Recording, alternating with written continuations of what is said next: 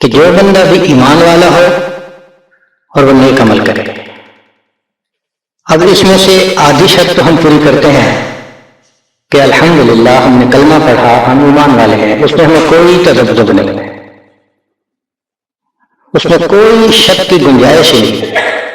یہ 100% پکی بات ہے. ہم اپنے رب کو اپنے مالک خالق پروردگار مانتے ہیں، اس پر ایمان رکھتے ہیں، شریعت پر ایمان رکھتے ہیں، اس میں کوئی شک کی گنجائش نہیں. تو ایک قدم تو ہمیں اٹھا لیا. اب اس سے آگے ہے دوسرا قدم کہ جس نے عمل بھی اچھے کیے. یہاں ہم کوتاہی کر جاتے ہیں. ہم یہ چاہتے ہیں کہ ہم اپنی مرضی سے زندگی گزاریں، مگر برکتیں وہ سب ملیں جو ایک مسلمان کو ملنی چاہیے.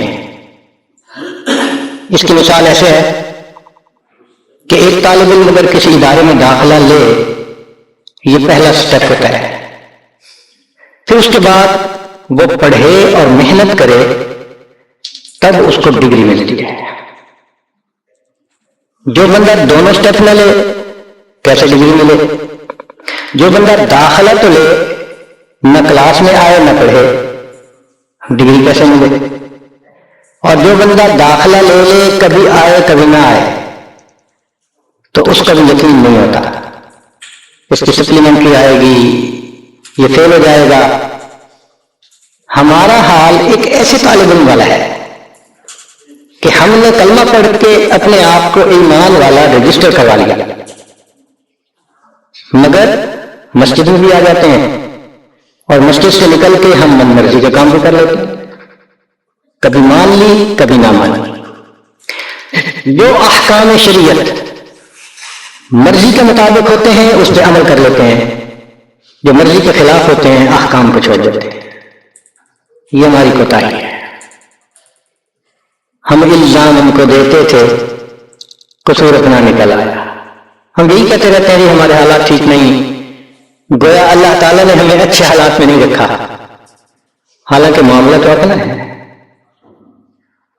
ہر چیز کی ایک ترتیب ہوتی ہے، ایک سیکوینس ہوتا ہے. ایک بیج ہے اگر آپ کے پاس، گٹھلی ہے آم کی، اور آپ اس سے آم اور حاصل کرنا چاہتے ہیں تو اس کی ایک ترتیب ہے. اس کو زمین میں ڈالیے، وہ اگنا شروع کرے گی، پودا بنے گی، پھر درخت بنے گی، پتے لگیں گے، پھر اس پر پھول لگیں گے، پھر وہ پھول پھل میں تبدیل ہوں گے. یہ سارا ایک پروسیس ہے. ایک بندہ کہے کہ نہیں جی میں تو گٹھلی زمین میں ڈالوں گا، اس کے بدلے زمین سے بس مجھے ڈائریکٹ گٹھلیاں ملنی چاہیے، کیسے ہو سکتا ہے؟ ایک ترتیب ہے اللہ کی بنائی ہوئی، اس ترتیب کے مطابق ہی کام چلے گا.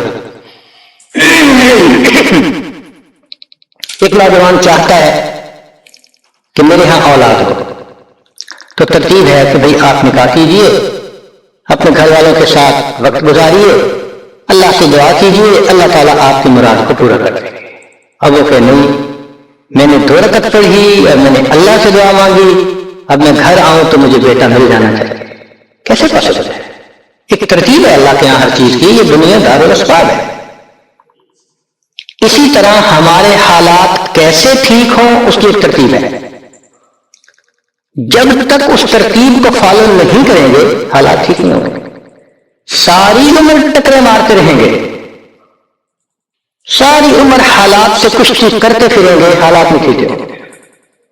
اب ایک بچہ اگر 10 ٹن کی چٹان کے آگے پیچھے زور لگاتا پھرے تو وہ موو تو نہیں نہ کر سکتا. بچہ ہے. حال ہمارا یہی ہے. ہمیں اپنی اوقات کا پتہ نہیں کہ کتنے کمزور ہیں، حالات کو بدلنے کی کوشش میں لگے ہوئے ہیں. بھئی حالات کا بنانے والا، بھیجنے والا اللہ رب العزت ہے، وہ مغیر الاحوال ہیں.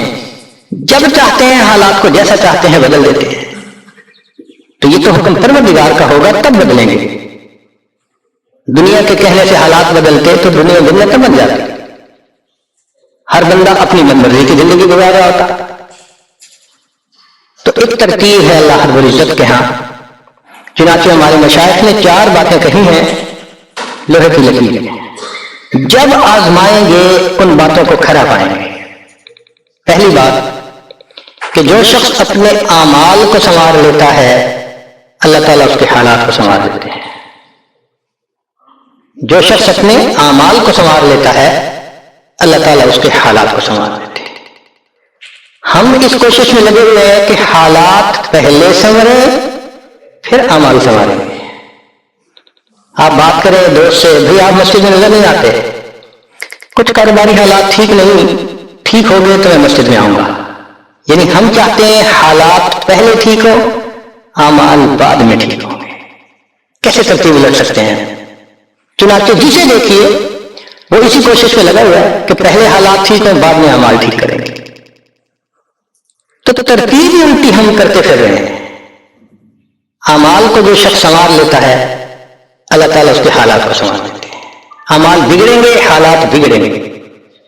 جب کہا میں نے کہ یا اللہ تو میرا حال دیکھ، جب کہا میں نے کہ یا اللہ تو میرا حال دیکھ، حکم آیا میرے بندے نام اعمال دے.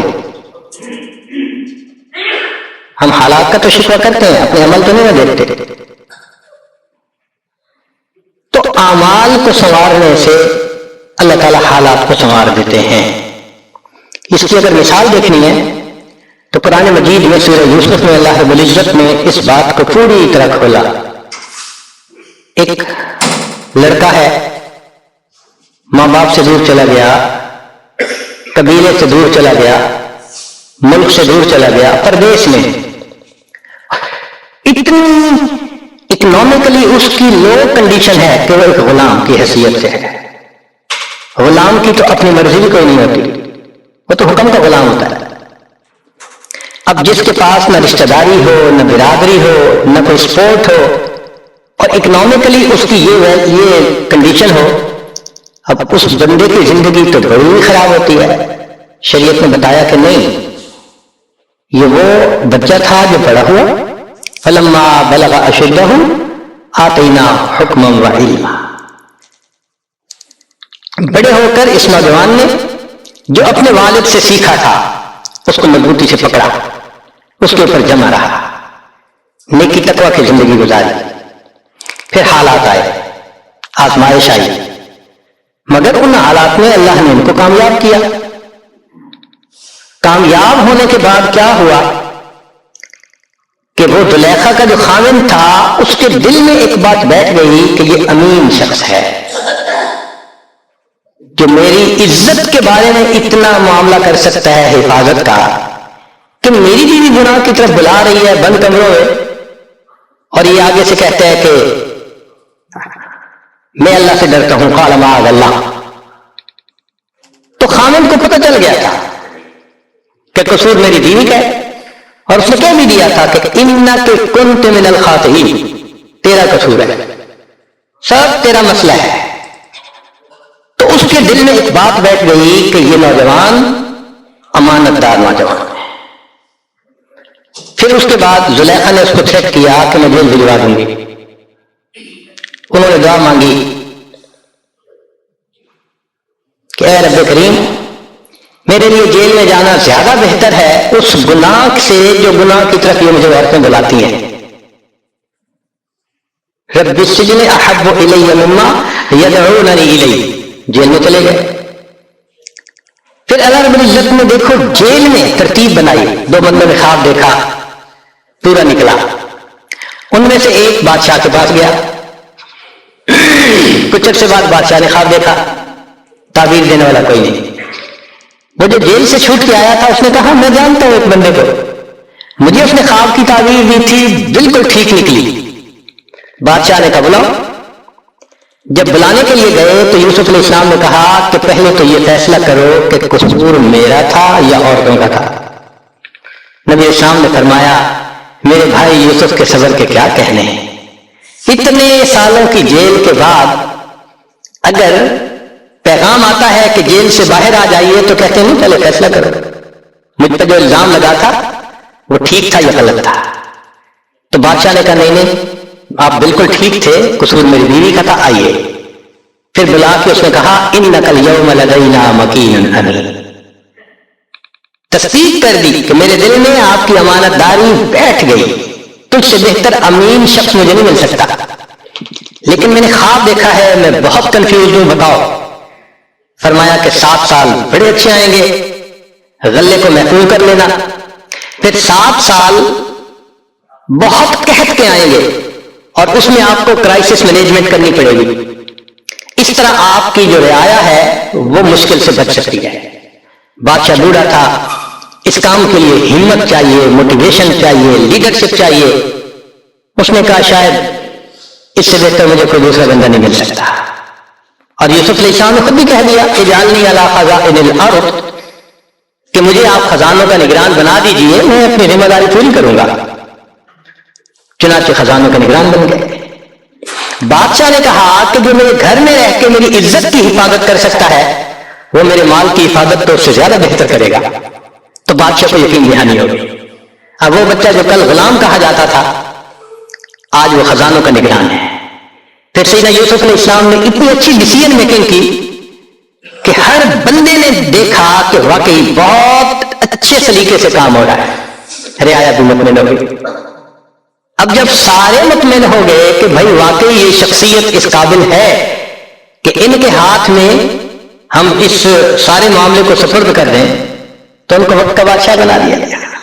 اللہ تعالیٰ اس واقعے سے سمجھانا چاہتے ہیں کہ دیکھو تم حالات سدھرنے کے پیچھے بھاگتے پھر رہے ہو، تم اعمال سنورنے کے پیچھے بھاگو، حالات کو سنوارنا یہ ہمارے ذمہ ہے۔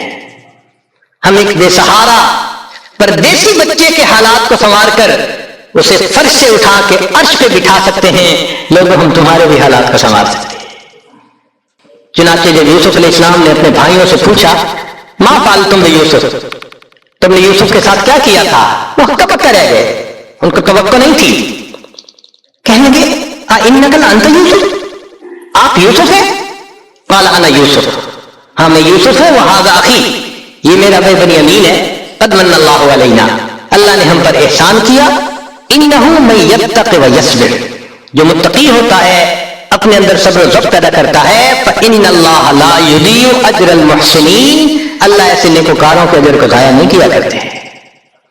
ہم اپنے اندر تقوی اور صبر و ضبط پیدا کریں، اللہ رب العزت ہر دور اور ہر زمانے میں تقوی اور صبر والے بندے کو فرش سے اٹھائیں گے، عرش کے اوپر بٹھائیں گے، تخت کے اوپر بٹھائیں گے۔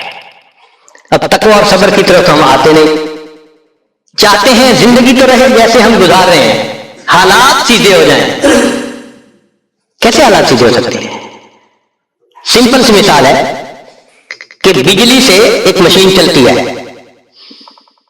اب ایک بندہ مشین کو روکنا چاہتا ہے، ایک ہی ترتیب ہے کہ پیچھے سے بٹن بند کرو۔ آپ بٹن بند نہیں کریں گے، ہاتھ سے مشین کو پکڑ کے روکنے کی کوشش کریں گے، ہاتھ کٹوا بیٹھیں گے، سارا دن زور آزمائی کریں گے، مشین کہاں رکے گی؟ تو عقل مند بندہ مشین کو پکڑ کے نہیں کھڑا ہوتا، وہ سوئچ کو بند کرتا ہے۔ حالات کا سوئچ اللہ رب العزت کے ہاتھ میں ہے، تو ادھر رجوع کرنے کی بجائے کہ اللہ حالات کو ٹھیک کر دیجئے، ہم حالات کی مشین کے ساتھ کشتی کر رہے ہیں۔ کون ہمیں عقل مند کہے؟ تو پہلی بات، جو شخص اپنے اعمال کو ٹھیک کر لیتا ہے اللہ رب العزت اس کے حالات کو ٹھیک کر دیتے ہیں۔ دوسری بات، جو شخص اپنی آخرت کو سنوار لیتا ہے اللہ تعالیٰ اس کی دنیا کو سنوار دیتے ہیں۔ ہم پھر الٹے چاہتے ہیں کہ پہلے دنیا سنورے پھر ہم آخرت سنواریں گے، یہاں پھر ہم غلطی کرتے ہیں، دن رات دنیا سنوارنے میں لگے ہوئے ہیں، پزل بنی ہوئی ہے، ایک حصہ جوڑتے ہیں تو دوسرا ٹوٹتا ہے، وہ توڑتے ہیں تو پہلا ٹوٹتا ہے، ہر بندہ لگا ہوا ہے اسی کوشش میں۔ تو اللہ رب العزت کے ہاتھ ترتیب یہ ہے۔ اس کی مثال اگر دیکھنی ہو، صحابہ رضی اللہ عنہ کو مبارک زندگیوں کو دیکھیے، انہوں نے اپنی آخرت کو سنوارا، اللہ نے اس کے نتیجے میں ان کی دنیا کو سنوارا۔ بات کیا تھی کہ نہ کیسے اور کس طرح سے جدے، چند وہ لوگ کے اونٹوں کے چرانے والے، اور جن کو کافور پہ ہوتا تھا نمک کا دھوکا، بن گئے دنیا کی تقدیر بدلنے والے۔ انہوں نے اپنی آخرت کو سنوارا، اللہ نے دنیا سنواری۔ کیسے؟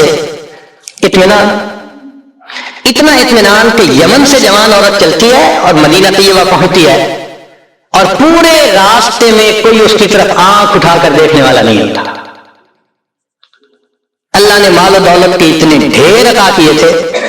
انس اللہ عنہ کہتے ہیں کہ میں لکڑی کاٹنے والے کلہاڑے سے سونے کی اینٹوں کو توڑا کرتا تھا. اب لکڑی کے کلہاڑے سے جو سونا ٹوٹے گا وہ تولوں میں اور گراموں میں تو نہیں ہو سکتا. اللہ نے اتنی دولت ان کے قدموں میں ڈال دی تھی. بچہ پیدا ہوتا تھا اس کا روزینہ متعین تھا.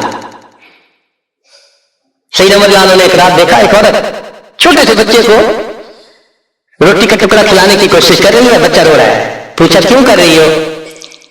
کہنے لگی کہ امیر المومنین نے قانون بنایا ہوا ہے کہ جب بچہ دودھ چھوڑے گا پھر ہم بیت المال سے روزینہ متعین کریں گے، تو میں کوشش کر رہی ہوں. عمر آئے بہت روئے. صحابہ کہتے ہیں کہ اس دن فجر کی نماز پڑھائی، قرات کے اندر اتنا گریا اور بکا تھا کہ ہمیں سمجھنا مشکل ہو رہا تھا، اتنا رو رہے تھے. ہم حیران تھے آج امیر المومنین کو کیا ہوا. نماز پڑھانے کے بعد منبر پر بیٹھے، عمر کے اوپر اللہ رحم کرے اس نے کتنے بچوں کی جان لی ہوگی. مقصد یہ تھا کہ میں نے جو یہ قانون بنایا تو کتنی ماؤں نے معصوم بچوں کے دودھ چھڑوائے ہوں گے اور وہ دودھ سے محروم ہوئے ہوں گے میری وجہ سے. پھر اعلان فرمایا کوئی ماں بچے کو دودھ جلدی مت چھڑوائے، جس دن بچہ پیدا ہوگا اسی دن بیت المال سے وظیفہ متعین کر دیا جائے گا. آج سے 1400 سال پہلے. تو انہوں نے اپنی آخرت کو سنوارا، رب کریم نے اس کے بدلے ان کی دنیا کو سنوار دیا. قرآن مجید میں اللہ تعالیٰ فرماتے ہیں وَلَوْ أَنَّ أَهْلَ الْقُرَىٰ آمَنُوا وَاتَّقَوْا، اگر یہ بستی دیسوں والے ایمان لاتے، تقوی کو اختیار کرتے، لَفَتَحْنَا عَلَيْهِمْ بَرَكَاتٍ مِّنَ السَّمَاءِ، ہم ان کے لیے آسمان سے برکتوں کے دروازے کھول دیتے. تو ترتیب یہی ہے کہ جو آخرت کو سنوار دیتا ہے اس کوشش میں لگتا ہے، دنیا اس کا سایہ ہے. اللہ دنیا کو خود بخود سنوار دیتے ہیں، اللہ سے محنت نہیں کرنی پڑتی. مثال کے طور پہ جو بندہ سچ بولتا ہے تجارت میں، اللہ تعالیٰ اس کی تجارت کو خود سنوار دیتے ہیں. قسم اٹھا کے یہ بات کہی جا سکتی ہے کہ سچ بولنے والا تاجر کبھی مفلس نہیں ہو سکتا. پاسبل ہی نہیں کہ سچ کی بنیاد ہو اور اس میں برکت نہ ہو. تو دو باتیں ہیں، جو شخص اپنے اعمال کو سنوارتا ہے اللہ تعالیٰ حالات کو سنوار دیتے ہیں، جو اپنی آخرت کو سنوار لیتا ہے اللہ تعالیٰ اس کی دنیا کو سنوار دیتے ہیں.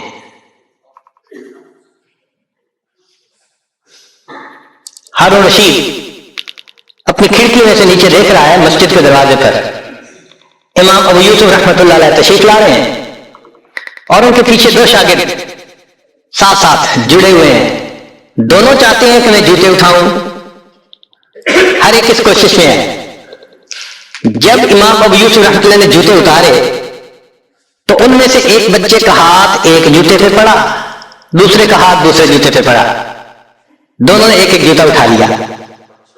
پھر انہوں نے فوراً آپس میں یہ طے کر لیا کہ ایک نے کپڑا بچھایا رومال، ایک نے بھی جوتا ڈالا دوسرے نے بھی اس میں ڈال دیا.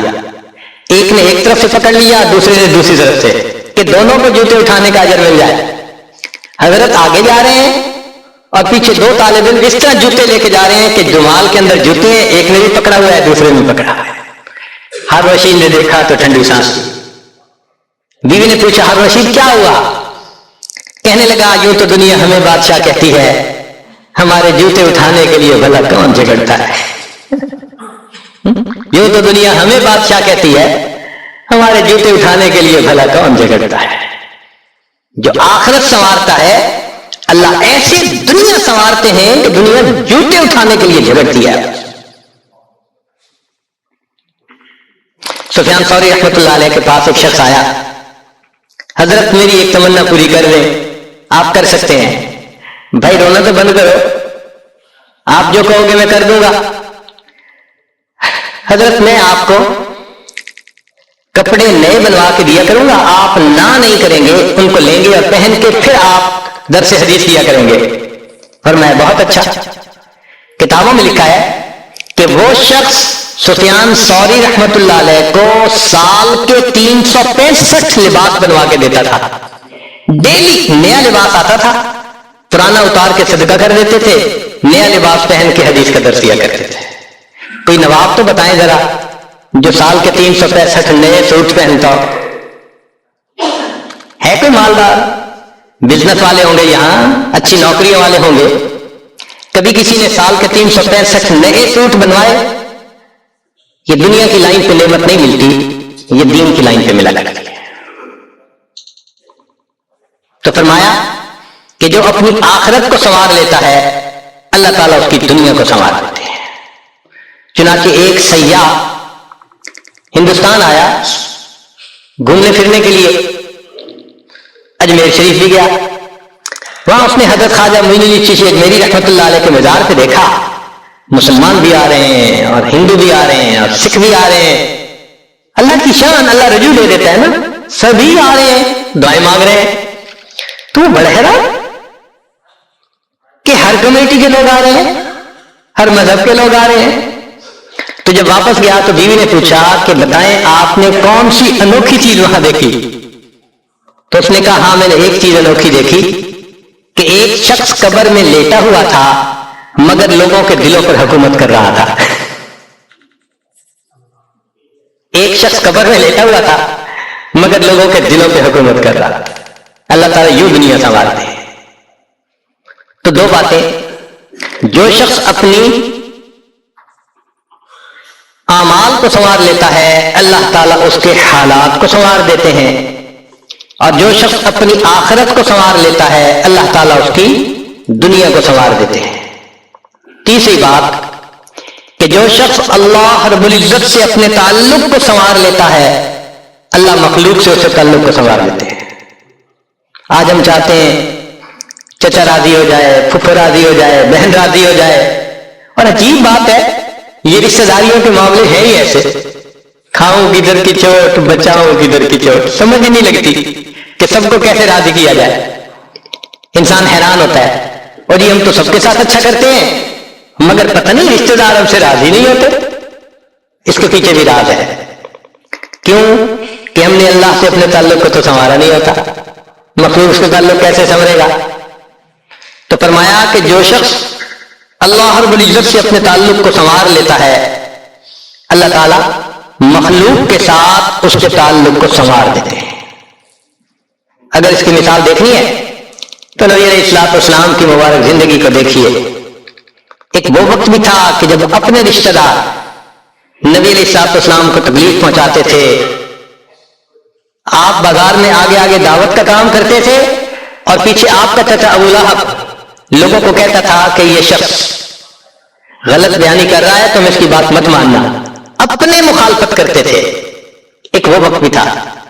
پھر ایک وہ وقت آیا کہ جب اپنوں نے مکہ مکرمہ میں جینا تنگ کر دیا اور نبی علیہ الصلوۃ والسلام نے بیت اللہ کو دیکھ کر کہا بیت اللہ میں تجھے کبھی نہ چھوڑتا مگر مکہ کے رہنے والے مجھے یہاں بسنے نہیں دیتے.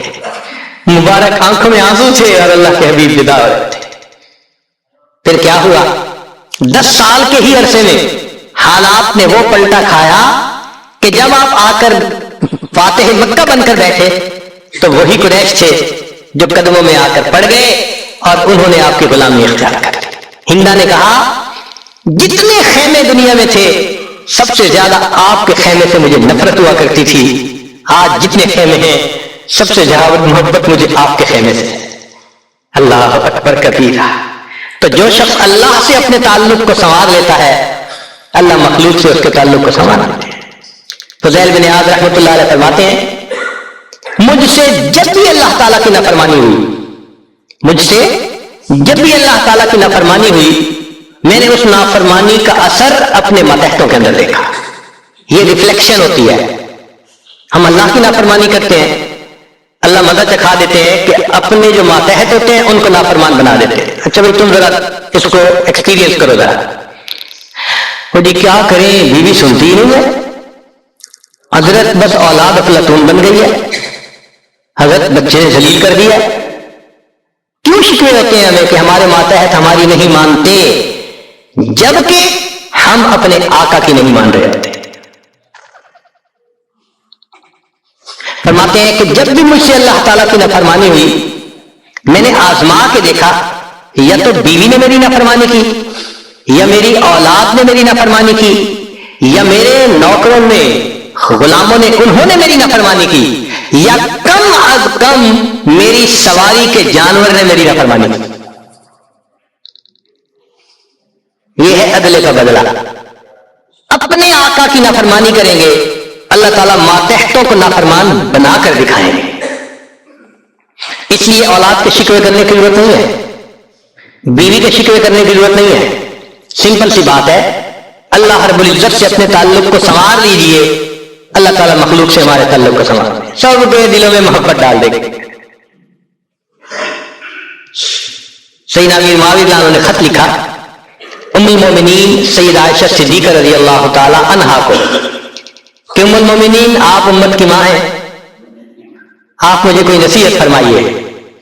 اور واقعی ام المومنین نے نصیحت کرنے کا حق ادا کر دیا. وہ نصیحت پڑھ کے پتہ چلتا ہے کہ انہوں نے نبی علیہ الصلوۃ والسلام کی صحبت یافتہ ہونے کا ثبوت پیش کر دیا. ام المومنین نے مختصر جواب لکھا, فرمایا دیکھیں اگر آپ مخلوق کو خوش کریں گے اللہ کو ناراض کریں گے اللہ ساری مخلوق کے دل میں تمہاری نفرت ڈال دیں گے, یہ اندر سے تم سے نفرت کرتے پھریں گے. اور اگر تم اللہ کو راضی کرو گے گو کہ مخلوق ناراض ہو رہی ہے اللہ تعالیٰ اسی مخلوق کے دل میں تمہاری محبت ڈال دیں گے, یہ سب تمہارے دوست بن جائیں گے. تو اصل تو اللہ کو راضی کرنا ہے. تو فرمایا کہ تم اللہ سے اپنے تعلق کو سنوار لو, اللہ تعالیٰ مخلوق سے تمہارے تعلق کو سنوار دیں گے. تو اولاد کو نیک بنانے کا سب سے آسان طریقہ خود نیک بن جائے. جو خود نیک بنتا ہے اور اللہ کے حکم کو توڑنے سے باز آ جاتا ہے اللہ تعالیٰ اولاد کو مطیع اور فرمانبردار بنا دیتے ہیں.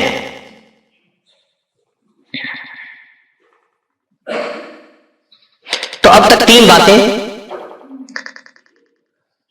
جو شخص اپنے اعمال کو سنوار لیتا ہے اللہ تعالیٰ اس کے حالات کو سنوار دیتے ہیں. جو اپنی آخرت کو سنوار لیتا ہے اللہ اس کی دنیا کو سنوار دیتے ہیں. جو شخص اللہ رب العزت سے اپنے تعلق کو سنوار لیتا ہے اللہ مخلوق سے تعلق کو سنوار دیتے ہیں.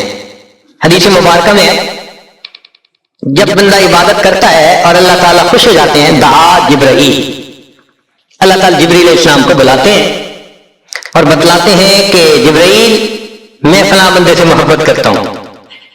تو جبرائیل علیہ السلام آسمانوں پر اعلان کرتے ہیں کہ آسمان کے فرشتوں اللہ تعالیٰ فلاں بندے سے محبت کرتے ہیں.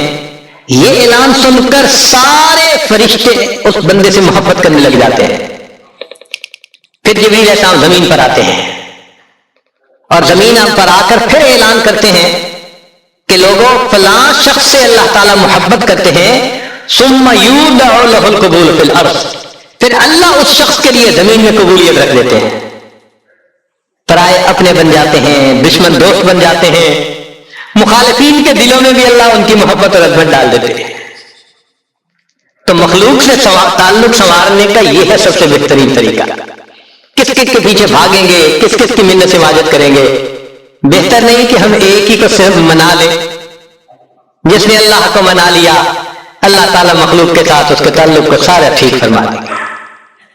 چوتھی بات کہ جو شخص دن کے اعمال کو سنوار لیتا ہے اللہ تعالیٰ اس کے رات کے اعمال کو سنوار دیتے ہیں. اکثر دوستوں سے یہ سنا تہجد میں آنکھ نہیں کھلتی, صبح کی تکبیر اولا رہ جاتی ہے. مقصد کیا کہ رات کے اعمال ہم نہیں کر پاتے اور پھر اس کے لیے کوشش بھی کرتے ہیں. کہتے ہیں جی الارم بھی لگا کے سوتا ہوں اور دوست کو بھی کہا ہوا ہے مجھے کال کر دے. دوست بھی کالیں کرتا رہتا ہے, الارم بھی بجتا رہتا ہے, میں سوتا رہتا ہوں. بھائی ہم اس لیے سوتے رہتے ہیں کہ اللہ تعالیٰ توفیق نہیں دیتے اس وقت اٹھنے کی. ذرا راز سنیے, حدیث مبارکہ ہے کہ جب رات کا وقت آتا ہے تو اللہ رب العزت فرشتوں کو بلاتے ہیں، اے میرے فرشتوں، یہ میرے پیاروں کا، میرے یاروں کا، میرے فرما برداروں کے اٹھنے کا وقت ہے اور میں کوئی ڈسٹربنس پسند نہیں کرتا، لہذا فلاں فلاں فلاں یہ میرے نافرمان ہے، میں ان کی شکل اس موقع پہ دیکھنا پسند نہیں کرتا، جاؤ اور ان کو تھپکی دے کے سلا دو۔ حدیث پاک میں ہے فرشتے آتے ہیں تھپکی دے کے سلا دیتے ہیں، سویا رہتا ہے۔ کیسے الارم سے آنکھ کھلے، کیسے کسی کے فون کی گھنٹی بج کے آپ کو جگائے جب فرشتہ سلا رہا ہے؟ رات کے شروع میں نیند آئے یا نہ آئے، اس موقع پہ گہری نیند آتی تو فرشتے لوری دے کے سلا رہے ہوتے ہیں، تھپکی دے کے سلا رہے ہوتے ہیں۔ اللہ تعالیٰ اس موقع پہ شکل دیکھنا بھی پسند نہیں فرماتے ہیں۔ پھر فرماتے ہیں کہ اچھا فلاں فلاں فلاں یہ میرے نیک بندے ہیں، ان کو جگا دو تاکہ یہ اٹھ کر عبادت کریں، دامن پھیلائیں اور میں پروردگار ان کے دامن کو بھر دوں۔ تو یہ لوگ سوئے ہوئے ہوتے ہیں، خود بخود آنکھ کھل جاتی ہے، کسی الارم کی ضرورت نہیں ہوتی، تھکے ہوئے ہوتے ہیں، تہجد کے وقت بستر اچھال دیتا ہے، اٹھ کے کھڑے ہو جاتے ہیں، تھکاوٹیں بھی رکاوٹ نہیں بنتی، وہ جلدی سے وضو کرتے ہیں، اپنے رب کے سامنے ہاتھ باندھ کے کھڑے ہو جاتے ہیں، تو اللہ سے مانگتے ہیں، اللہ ان کو دے کر خوش فرما دیتے ہیں۔ فرمایا تیسرے کچھ اور بھی لوگ ہیں، یہ مقربین ہوتے ہیں، اللہ تعالیٰ فرشتوں کو فرماتے ہیں کہ تم جاؤ اور یہ سوئے ہوئے ہیں ان کی صرف کروٹ بدل دو، یہ چاہیں گے تو اٹھ کے نماز پڑھیں گے تہجد کی، اور چاہیں گے تو لیٹے رہیں گے، میں پروردگار ان کی عبادت سے بھی راضی ہوں، ان کے لیٹنے سونے سے بھی راضی ہوں۔ یہ وہ لوگ ہوتے ہیں جن کا سونا بھی عبادت بن جاتا ہے، یہ مقربین ہوتے ہیں۔ تو حدیث پاک میں یہ 3 طرح کے لوگ بتائے گئے۔ اب اگر ہمارا شمار ان میں ہے جو اٹھ نہیں پاتے، تو یہ نہیں کہ ہم اٹھتے نہیں، ہمیں اٹھنے نہیں دیا جاتا، تو ہمیں اللہ سے معافی مانگنی پڑے گی کہ وہ راضی ہو جائے اور ہمارے لیے تہجد کا اٹھنا آسان فرما دے۔ اس لیے بہت سارے دوست کنفیوز رہتے ہیں کہ جی رات کو تو اٹھا ہی نہیں جاتا۔ اس کا آسان اصول کہ جو شخص دن کے اعمال کو سنوار لیتا ہے، اللہ تعالیٰ اس کے رات کے اعمال کو سنوار دیتے ہیں۔ اگر دن میں بد نظری ہوگی تو کیسے رات کی توفیق ہوگی؟ دن میں اگر کھانا پینا مشتبہ ہوگا تو رات کی توفیق کیسے ہوگی؟ دن میں تو انتظار رہتا ہے فلاں کا فون آئے، فلاں کا میسج آئے، دل تو اٹکا ہوا ادھر ہے، اور ہم چاہتے ہیں کہ رات کو اولیاء والی کیفیت ہمیں حاصل ہو جائے۔ ای خیال است محال است جنو۔ تو 4 باتیں ہمارے مشائخ نے فرمائی ہیں، پھر دوبارہ ذرا یاد فرما لیجئے۔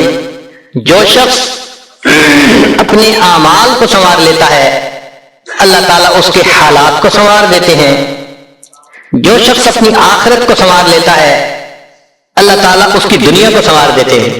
ہم نے دیکھا کہ بعض دوست بڑے حیران ہوتے ہیں، یار یہ لوگ کیوں اتنی محبت کرتے ہیں؟ اللہ والوں سے دلوں میں ایک محبت ہوتی ہے، لوگ محبت کا اظہار کرتے ہیں، اب دنیا داروں کو سمجھ نہیں آتی، وہ جھنجھلاتے ہیں کیوں اتنی محبت کا اظہار کر رہے ہیں۔ بھائی سنیے اصول، جو شخص جس قدر اللہ رب العزت سے محبت کرے گا، اللہ کی مخلوق اسی قدر اس سے محبت کرے گی۔ دلوں میں تو محبت اللہ ڈالتا ہے نا، کوئی کام سے پکڑ کے تو نہیں لاتا، اور بھائی آپ مجھ سے ملو، عقیدت کا اظہار کرو، ہاتھ میں کوئی نہیں ایسے کرتا، اللہ دلوں میں ڈالتے ہیں۔ جو شخص جس قدر اللہ رب العزت سے محبت کرے گا، اللہ کی مخلوق اسی قدر اس سے محبت کرے گی، یہ ریفلیکشن ہوتا ہے اس کا۔ تو جو اپنے اعمال کو سنوار لیتا ہے، اللہ تعالیٰ اس کے حالات کو سنوار دیتے ہیں۔ جو اپنی آخرت کو سنوار لیتا ہے، اللہ تعالیٰ اس کی دنیا کو سنوار دیتے ہیں۔ جو اللہ رب العزت سے اپنے تعلق کو سنوار لیتا ہے، اللہ رب العزت مخلوق سے اس کے تعلق کو سنوار دیتے ہیں۔ اور جو دن کے اعمال کو سنوار لیتا ہے اللہ اس کے رات کے اعمال کو سنوار دیتے ہیں۔ ہم اس ترتیب کو اچھی طرح یاد کر لیں اور اپنی زندگی کو بدلنے کے لیے کوشش کریں۔ اللہ رب العزت ہمارے لیے نیکوکاری پرہیزگاری کی زندگی گزارنا آسان فرما دے۔ ہم نے منزل کی نشاندہی آپ کے سامنے کر دی کہ ہم اگر منزل پہ نہیں پہنچ سکے تو شاید اللہ تعالیٰ آپ میں سے کسی کو منزل پہ پہنچا دیں۔ وآخر دعوانا ان الحمد للہ رب العالمین۔